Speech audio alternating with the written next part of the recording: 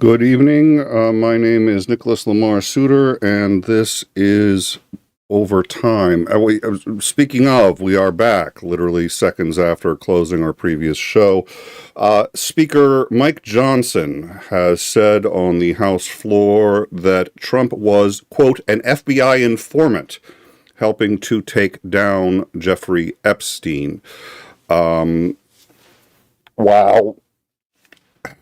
It appears that he said that reasonably casually and off the cuff, so it's very hard at this point to say whether or not that's something that he's actually going to expound on. My guess is no, he's probably never going to repeat that. The reason is, I mean, I hope he does, but I don't think he's going to. The reason is because if that were true, there'd be no reason to redact Trump from the files. In fact, this would make Trump the good guy.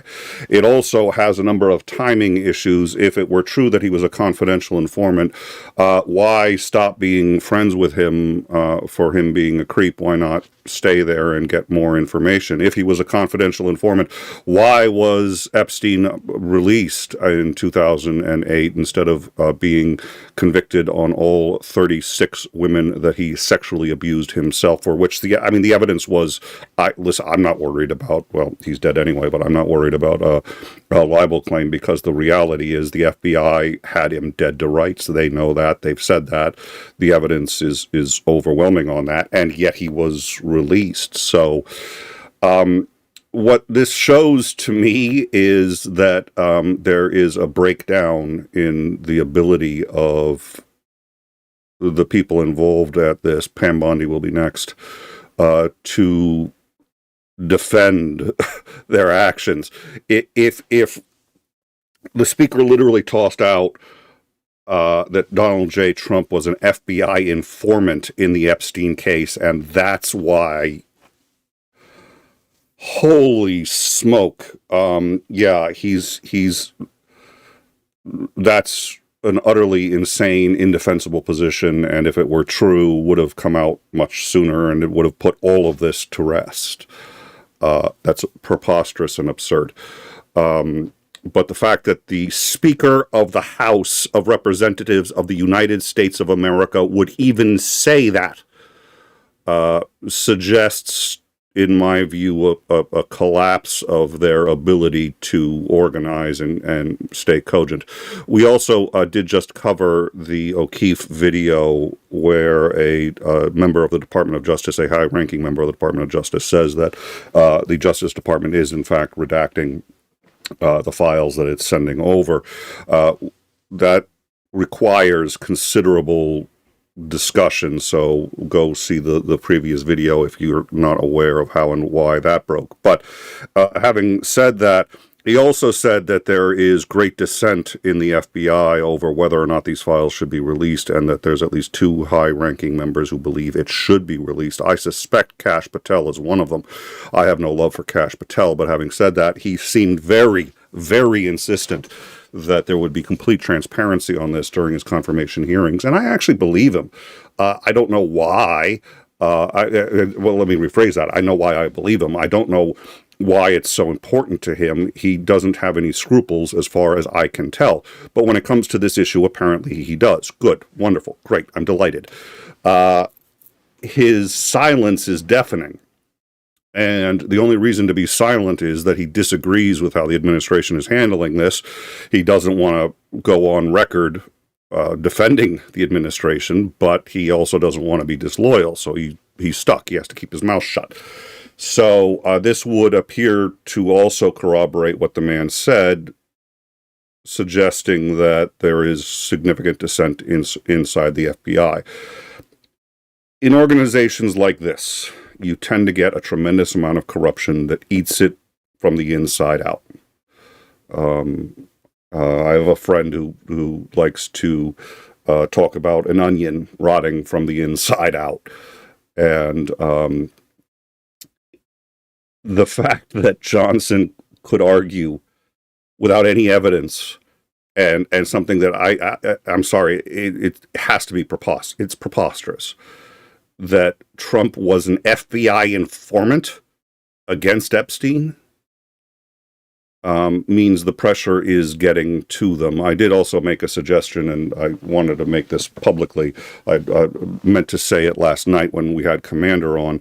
I'd like to see the victims, instead of them asking Donald J. Trump to use his power to release the Epstein files, which they asked, and we discussed why they asked him. He's not going to do it because he's implicated in the files, but by asking publicly and by not accusing him and by not being hostile, they're applying a significant amount of pressure to him, because now people are going to say, well, why aren't you releasing? And nobody's, they're not accusing you of anything. Why don't you release the files? These are 100, they speak for at least 100 victims that were there saying release the files, and you have the power. Why not? I don't think they should ask Donald J. Trump that. I think they should be asking Melania.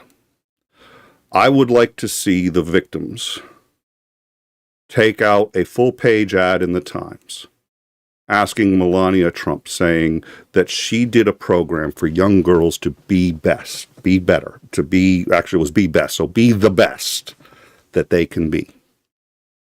And she took this seriously. And she's from a country where she's seen things like this happen. And she's in an industry where she's seen things like this happen. And she knows what it can do. Ask her to be on their side in getting the files released. Ask her to represent them in getting the files released. Then I think you're going to see some fireworks. If it works. Anyways, having said that, just the fact that Johnson, I just saw it required its own Johnson. So, Speaker, just to give a recap for those of you just joining us, Speaker of the House of Representatives Mike Johnson has said that Trump was an FBI informant, informing on Epstein, but that he found him a creep and left in, before 2008. But both of those statements would seem contradictory. He made both of them in roughly the same sentence. That suggests to me a breakdown in their ability to contain this situation. He's just throwing whatever. But the fact that he said that Trump was an to reporters on the House floor. So we're bringing that to you. I'm hoping we can go 5 or 10 minutes without breaking news. But thank you all for joining us once again. And we look forward to seeing you all again soon, I'm sure. Otherwise, have a good weekend. Our next scheduled show is Tuesday at 9 p.m. Eastern, where we will be having In Time with Isandering and quite a lot to cover. Daddy Jim just gifted 4 memberships. Thank you so much, Daddy Jim. Thank